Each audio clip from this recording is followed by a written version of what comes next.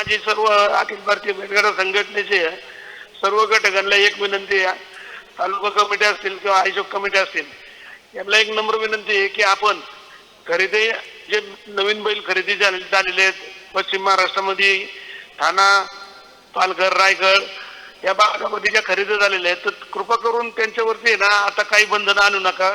त्यांना आपल्या भागामध्ये समजा तरी मर्यादित मैदान असेल तर त्यांच्यावरती काय मजा घेऊ नका, कारण ते सर्व आपल्या परिसरातील आपल्या प्रत्येक निर्णयाला साथ देणारे सर्व लोक आहेत ते. तर त्यांच्यासाठी तेवढं तुम्ही कुठे आडवाआडवीचा काही विषय घेऊ नका. या काही खरेदी असतील त्या प्रमाणित करण्याचं काम अखिल भारतीय बैलगाडा संघटना प्रत्येक ठिकाणी ती करून घेत जाईल. कुणाचाही खोट्या व्यवहाराचा बैल पळवला जाणार नाही, हे पण एक सगळ्यांनी लक्षात ठेवा.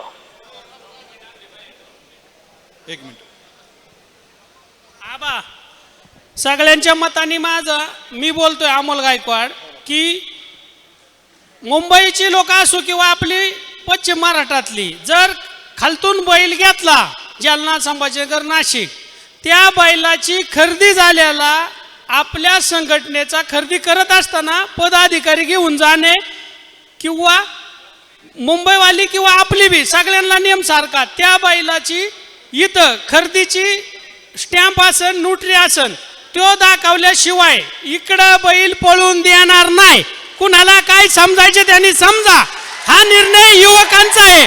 तुम्ही प्रत्येक निर्णय आमचा डावलू शकत नाही. खरेदी जर नाही झाली आणि तो निर्णय जर आम्हाला निदर्शनात आला कुठल्या बी आयोजकाला, बरोबर का, तो बैल पळून देणार नाही. काय मग काही समजा आता कोणी कसा बी इशारा. आणि दुसरा विषय, कराराचा बैल आणणारा तर निवळ म्हणजे बोलाव नाही पण बाडकावच म्हणायला लागेल. का तर तसली बैल आणून पळवायची नाही. ज्याला घ्यायचंय त्याने विकत घ्या, नाही तर थांबा. अशाने काय होतंय बघताय सगळी तुम्ही. गेल्या 2-3 महिने वाटुळं चाललंय. ते वाटुळं करायचं असेल तर खंडीच्या वर्णात ते म्हणे मुतू नका. एवढंच मला सांगायचंय. सगळ्यांनी, मुंबईवाल्यांनी बी ऐका आणि आपल्या लोकांनी बी. खरेदी झाल्याशिवाय बैल इकडं पळणार नाही आणि कराराचं तर पळून देणारच नाही. एवढंच मला या निमित्ताने सगळ्यांच्या वतीने बोलतोय.